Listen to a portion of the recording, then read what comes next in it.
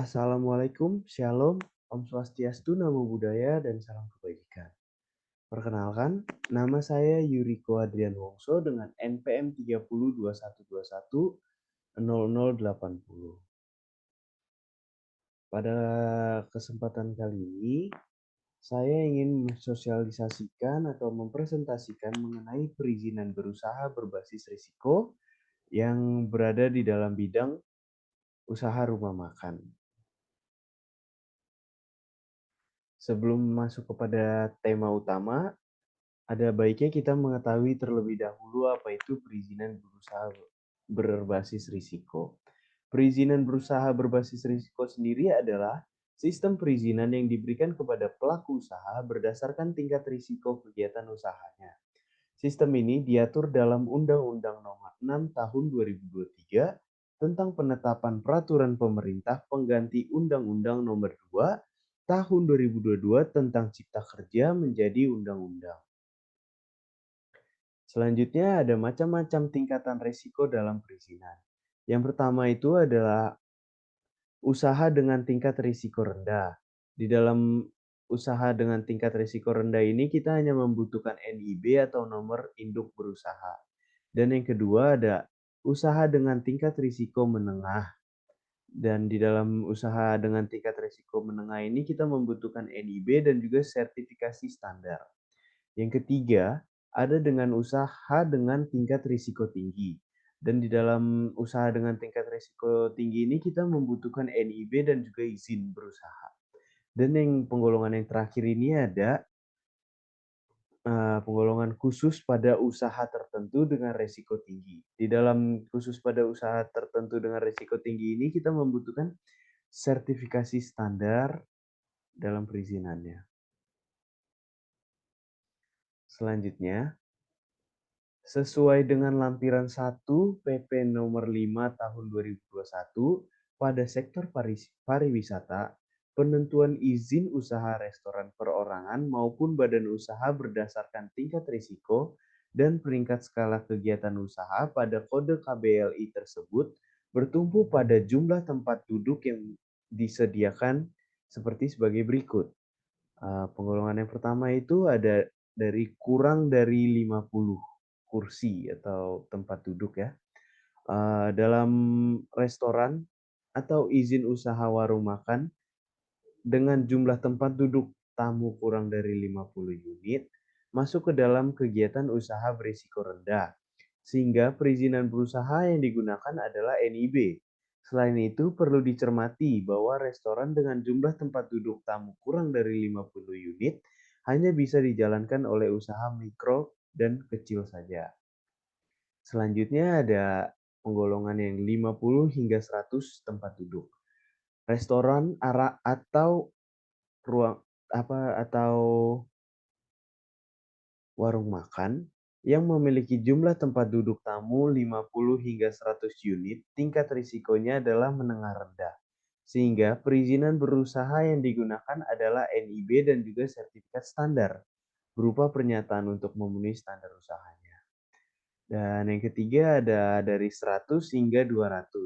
Bagi restoran yang jumlah tempat duduk tamunya 101 hingga 200, tingkat risikonya adalah menengah tinggi, sehingga perizinan berusaha yang digunakan adalah NIB dan juga sertifikat standar yang telah diverifikasi pastinya. Selanjutnya yang terakhir itu lebih dari 200 tempat duduk.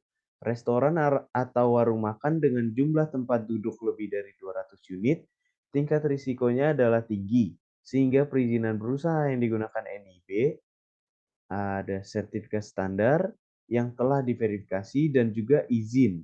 Restoran yang berisiko tinggi juga dapat dijalankan oleh usaha mikro, kecil, menengah, dan juga besar.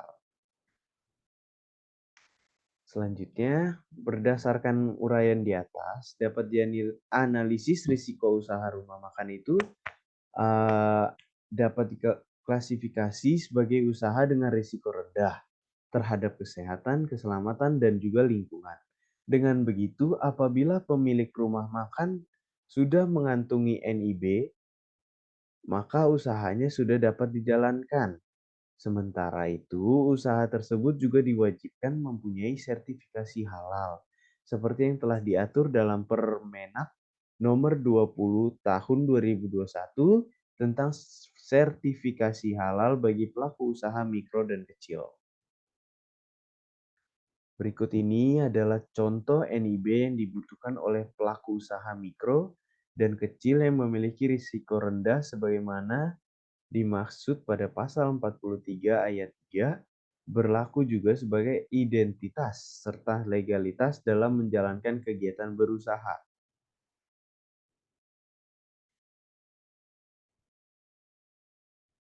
Selanjutnya ada juga contoh sertifikasi halal bagi pelaku usaha mikro dan kecil yang memiliki risiko rendah, sebagaimana yang dimaksud pada Permenak Nomor 20 Tahun 2021 tentang sertifikasi halal bagi pelaku usaha mikro dan kecil.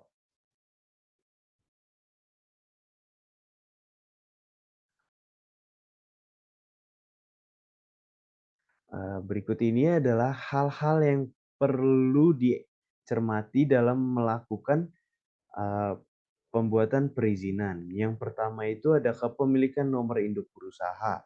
Bagi para pelaku yang belum memiliki nomor induk berusaha atau NIB, perlu melakukan registrasi di website yaitu www.oss.go.id dan mengikuti prosedur yang berlaku. Secara umum, pendaftaran NIB itu terdiri dari dua langkah, yaitu membuat akun OSS dan mengajukan permohonan NIB. Langkah yang kedua itu kepemilikan sertifikasi halal. Perizinan berikutnya yang wajib dimiliki oleh bisnis restoran atau rumah makan adalah sertifikasi halal. Sebagaimana informasi Kementerian Agama akan memberlakukan kewajiban sertifikasi halal bagi produk makanan dan minuman pada 2024. Selanjutnya yang terakhir itu kepemilikan nomor pokok wajib pajak atau NPWP. Dalam Peraturan Menteri Keuangan Nomor 147 Tahun 2017, pelaku usaha dihimbau untuk mendapatkan NPWP atau mendaftarkan NPWP-nya usaha paling lambat itu 1 bulan sejak usahanya beroperasi. Sekian presentasi dari saya, kurang lebihnya harap maklum. Terima kasih.